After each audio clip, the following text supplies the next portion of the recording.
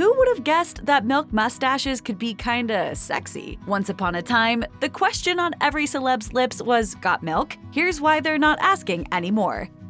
In 1993, the California Milk Processor Board merged heads, creatively speaking, with the advertising company Goodby, Silverstein and Partners to create what would eventually become one of the most famous ad campaigns in history. The ad's purpose was simple: turn an ordinary, kinda bland product into something that people not only raved about, but practically tripped over one another in the grocery stores to buy. This was easier said than done. It isn't an exaggeration to say that even the ad execs couldn't see how they would make something as simple as milk into the sizzle that sells the steak. Some trial and error and a few realizations, namely that people didn't think about milk until they were out of it, ultimately sparked the phrase,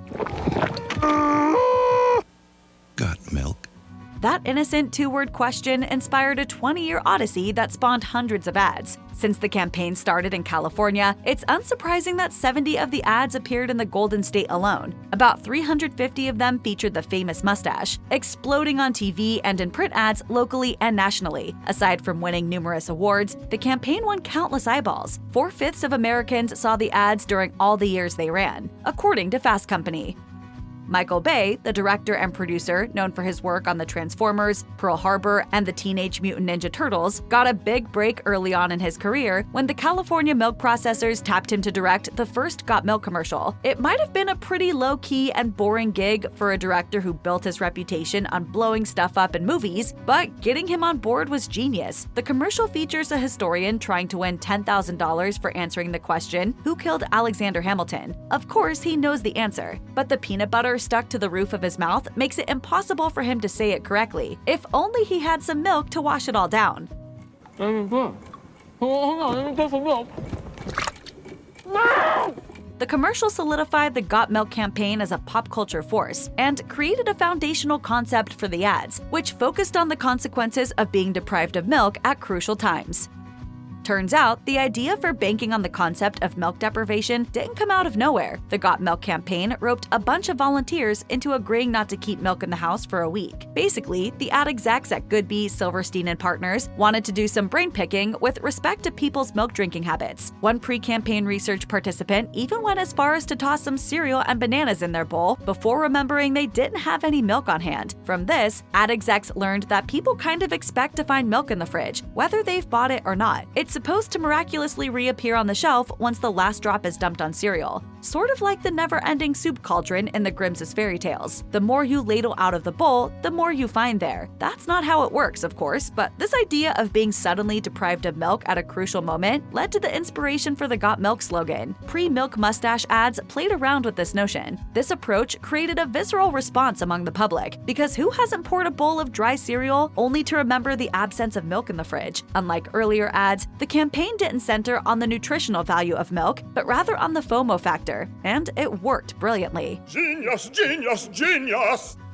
It might surprise most people to learn that the Got Milk print ads that paired the uber famous with their very own milk mustaches only began in 1995, 2 years after the original Got Milk campaign got underway. Supermodel Naomi Campbell wore the famous stash first. With the unveiling, the once quirky peanut butter in the mouth ads took on paparazzi-worthy celebrity style. Numerous other stars followed suit: Britney Spears, David Beckham, and Sarah Michelle Gellar, to name a few. Although the celeb-encrusted milk ads scrolled across billboards and glossy magazines with the regularity of the full moon cycle, they weren't exactly stellar moneymakers for the stars who appeared in them. Celebs earned $25,000 for the ads, a far cry from what they might earn elsewhere, which just goes to show the power of a milk-topped smile at the time. In the 90s, having your face on a Got Milk ad was the dairy equivalent of the Hollywood Walk of Fame, and even A-listers had to earn the right to their own star.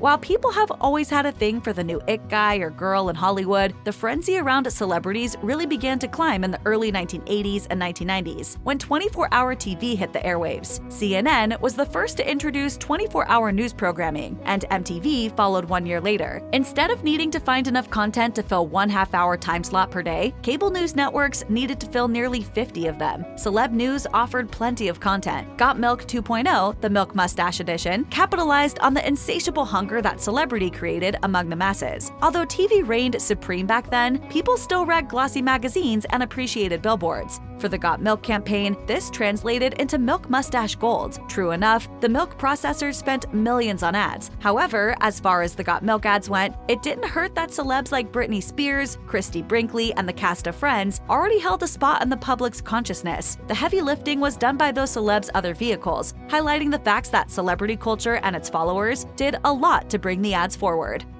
The approach to Got Milk 1.0 versus Got Milk 2.0 changed drastically. Whereas version 2.0 celebrated the glitz of celebrity, version 1.0 embraced quirky humor. While the Aaron Burr commercial may be the most well-remembered of the original Got Milk ads, the roster of commercials shot by the California Milk Processor Board, when the slogan was solely its own, wore the mantle of weirdness boldly. Some of the more memorable commercials included a man who, after entering what looks like paradise, begins munching on piles of cookies, only to discover there's no milk to wash them down with. It's only at the end of the commercial that we realize that being deprived of milk is paradise lost instead of paradise found. Later commercials merged celebrity culture with quirk and included cameos by celebs like Salma Hayek. In her story, she walks to the end of the earth to find milk, including visiting cows out in the field, only to discover that she's also out of cereal. At the outset of these early campaigns, audiences didn't even know they were watching a milk commercial. They just knew they were witnessing deprivation made funny through a form of dark humor that had never been seen in the same ad space as a wholesome everyday product like milk. And of course, they drank it up.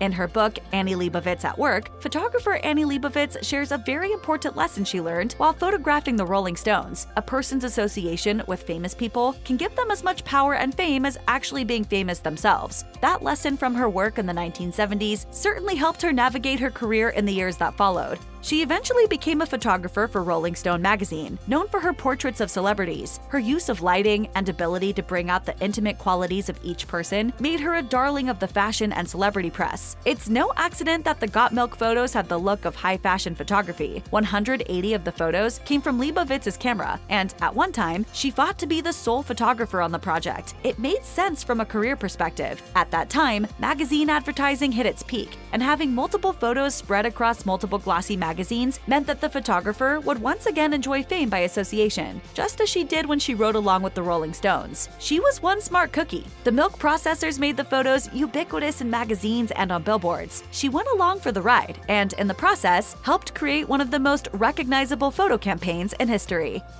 Milk is a drink of accompaniments, meaning that most people don't just grab a glass like they do a soda or Gatorade when they're thirsty. It's so damn hot. Milk was a bad choice.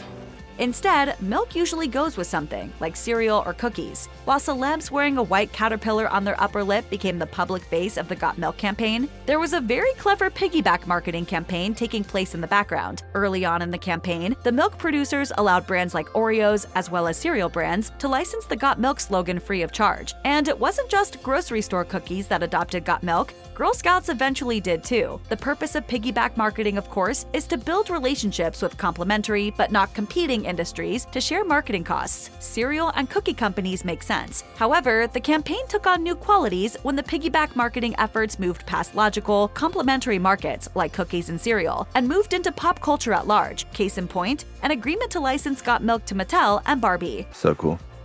If imitation and parody equal the highest forms of flattery, then the Got Milk campaign has certainly seen its share of admiration over the years. The slogan eventually formed the foundation for slogans like Got Jesus or Got Patience, to name a few. However, most of these campaigns didn't see the success that Got Milk did. Partly because while imitation might get you noticed, originality wins the day, and people's extended attention. That said, the reach of the Got Milk ad campaign was long, and for a time, provided plenty of people with a springboard for their products and services. One person in particular got extra notoriety from the ad campaign: Jeff Manning, the former executive director of the California Milk Processor Board. These days, he doesn't push milk, but he's still in the marketing and ad business. You can find him at his website, www.gotjeffmanning.com, of course.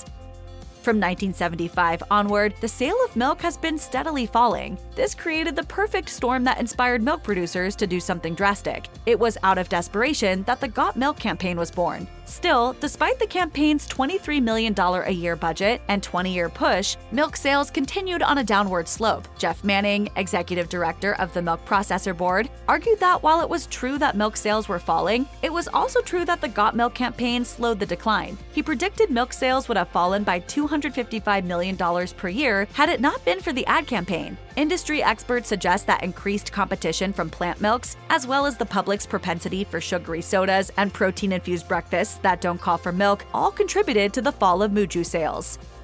As far as advertising cycles go, milk seems to have come full circle. Before the Got Milk campaign kicked off, there was the Milk It Does a Body Good campaign, which emphasized milk's role in attaining good health. The Got Milk campaign warned people of impending cereal and cookie tragedies if they ran out of milk. And then it brought forth the high-glamour milk mustache shots. Then, in February 2014, the Milk Processor Education Program began embracing health and fitness again in its new Milk Life campaign. Instead of emphasizing peanut-butter-mouthed historians or milk-lipped celebs, this campaign embraced everyday athletes downing milk to stay healthy. Milk processors hoped that people would reach for a glass of milk as their source of protein in the morning instead of a protein bar or even almond milk. The other notable changes included who starred in the commercials. Whereas Got Milk was once the domain of A-list celebrities, the Milk Life campaign featured average Joes and Josephines living their best lives. Got Milk isn't gone completely. The phrase is still license-worthy, which means milk processors can still make money off it by licensing the slogan to other entities, like cookie companies. It also still has a spot in milk ads in California. The most accurate thing we can say about Got Milk is that it's sitting in limbo, not completely forgotten, but not the A-list star anymore either.